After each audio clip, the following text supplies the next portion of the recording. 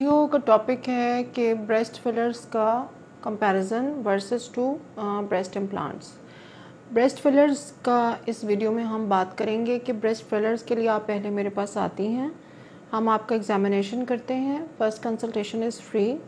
उसके बाद हम आपका एक प्लान बनाते हैं कि आपके ब्रेस्ट फीडिंग से या फिर ब्रेस्ट को वेट ज़्यादा कम करने की वजह से या जेनेटिकली या किसी भी वजह से आपका जो वॉल्यूम कम है या ब्रेस्ट के ऊपर स्ट्रेच मार्क्स हैं, सेलुलाइट के निशान हैं, या आपने ख़ारिश की थी ड्यूरिंग द प्रेगनेंसी, या आपके ब्रेस्ट के ऊपर जो निपल्स हैं वो ब्रेस्ट फीडिंग की वजह से बिल्कुल क्रैकी, एज्ड, क्रैक्ड और बूढ़े हो गए हैं, तो अकॉर्डिंग टू योर नीड हम एक पूरा प्लान चॉक आउट करते हैं। इसे कहते हैं हम ब्रेस्ट मैपिंग कहते हैं। उसके बाद what we do is this के हम आपको बताते हैं कि जी आपके कितने थ्रेड्स डलेंगे ब्रेस्ट में, बिकॉज़ बहुत सारी औरतें जो ब्रेस्ट फीड करा के आ रही होती हैं उनकी टिश्यू की रीस्ट्रक्चरिंग और रीसर्फेसिंग और उसको रीशेप करना पड़ता है। वो बिल्कुल सैगी होता है, उसके नीचे से भी हमें जगह बनानी पड़ती है, उसको ऊपर से भी लिफ्ट करना पड़ता है।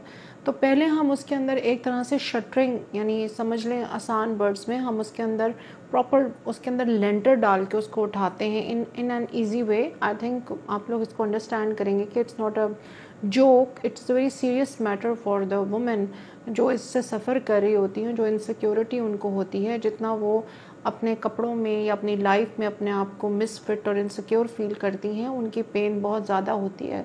तो just to make you understand, जैसे हम कमरे की एक पूरा स्ट्रक्चर बनाते हैं, उसमें हम बुनियाद डालते हैं, इसी तरह हम थ्रेड्स के ज़रिए से आपका पूरा रीस्ट्रक्चर करते हैं ब्रेस्ट का, उसको लिफ्ट करते हैं नीचे से, साइड से और ऊपर से।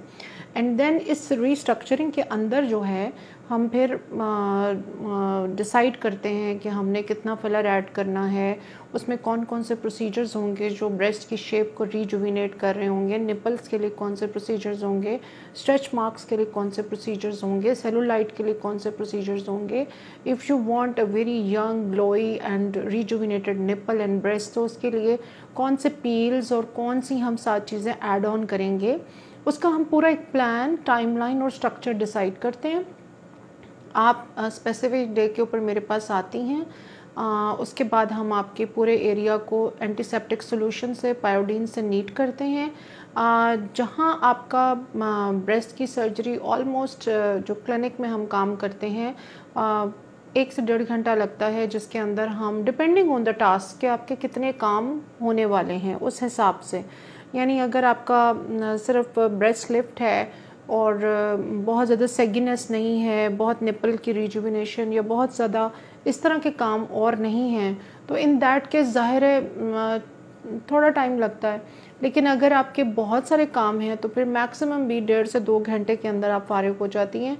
हम आपकी ड्रेसिंग करके आपको घर भेज देते हैं और आप उसी वक्त घर में जा सकती हैं, घर जा सकती हैं। कोई बेहोशी नहीं होती, कोई इसके अंदर पेन का ऐसा एलिमेंट नहीं है। 1-2 दिन थोड़ा सा डिस्कम्फर्ट रहता है, उसके लिए हमने आपको बाद में पेन किलर्स दी हुई होती हैं और आफ्टर दैट 2 वीक्स के बाद आप फॉलोअप के लिए आती हैं एंड दैट्स इट। इसके अंदर ना तो कोई हॉस्पिटल एडमिशन है, ना इसके अंदर कोई ब्लड टेस्ट्स हैं बहुत ज़्यादा, ना एनेस्थीसिया की ज़रूरत है, ना ऑपरेशन थिएटर की, ना रूम में दाखिल होने की, ना किसी हॉस्पिटल में जाने की, ना ही आपका कोई इन्फेक्शंस का बहुत ज़्यादा डर होता है, ना ही आपका कोई इस किस्म का पोस्ट प्रोसीजर को बड़ी बड़ी कट या स्टिचेस या कोई इस तरह की चीज़ें नहीं हैं जिसके लिए आपको बहुत ज़्यादा मतलब ज़रूरत हो for any kind of hospital admission. एक छोटा सा 1-2 जगह से हम आपका जो जगह जहाँ से इंट्रोड्यूस करते हैं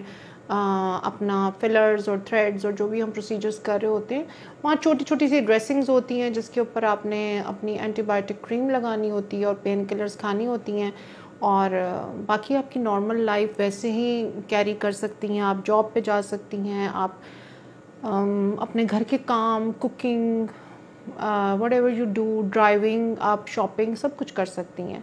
so this was the review of how the breast filler की जो प्रोसीजर इन क्लिनिक होता है वो कैसे होता है।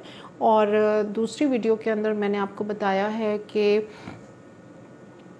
आपका जो इम्प्लांट्स होते हैं, सर्जिकल इम्प्लांट्स डालने का प्रॉपर तरीका क्या होता है, और दोनों चीज़ें ही हम कर रहे हैं। हमारी पूरी टीम है जो इन चीज़ों को देखती है। और हाँ, जो इंटीमेट ट्रीटमेंट्स होते हैं, because I am a woman, तो women like to get it done from me, उसमें हम उनकी प्राइवेसी का पूरा ख्याल रखते हैं। हमारे क्लिनिक में कोई मेल हमने अटेंडेंट्स मेल हेल्पर्स नहीं रखे हुए, in order to keep the woman in a safe and cozy and comfortable environment.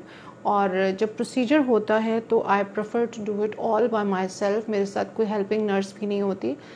Usually वो लोग सब चीज़ें सेट करके चले जाते हैं, I do it all by my self. तो ख़वातीन को इस बात का स्ट्रेस नहीं होना चाहिए कि यूजुअली ओटी, ऑपरेशन थिएटर और हॉस्पिटल्स के अंदर एनवायरनमेंट में प्राइवेसी नहीं होती, वहाँ पे मेल बहुत होते हैं। ऑपरेशन थिएटर स्टाफ में मेल बहुत ज़्यादा होते हैं, एनेस्थेटिस्ट यूजुअली मेल होते हैं, जिससे ख़वातीन बहुत घबराती हैं।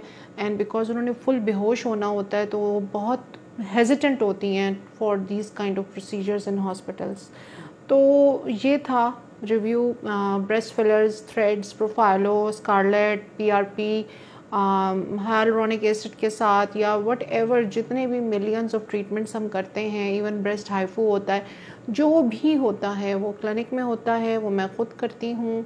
एंड मेरे क्लिनिक में कोई मेल हेल्प हमारी मौजूद नहीं है, बिकॉज हमारी 90% क्लाइंटल जो है they are women not man.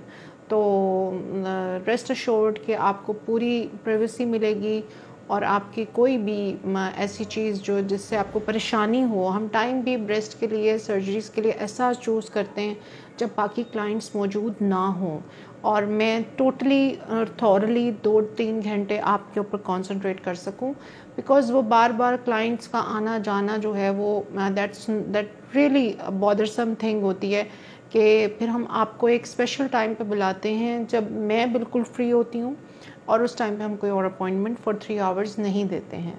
So this is the way how breast fillers are done and breast treatments are done in our clinic. And I hope आपके मैंने सारे क्वेश्चंस के जवाब दे दिए हैं। अगर फिर भी कोई क्वेश्चंस रिमेनिंग है तो kindly leave an direct message in the comment section, and we will try to cover it in next videos. Thank you very much.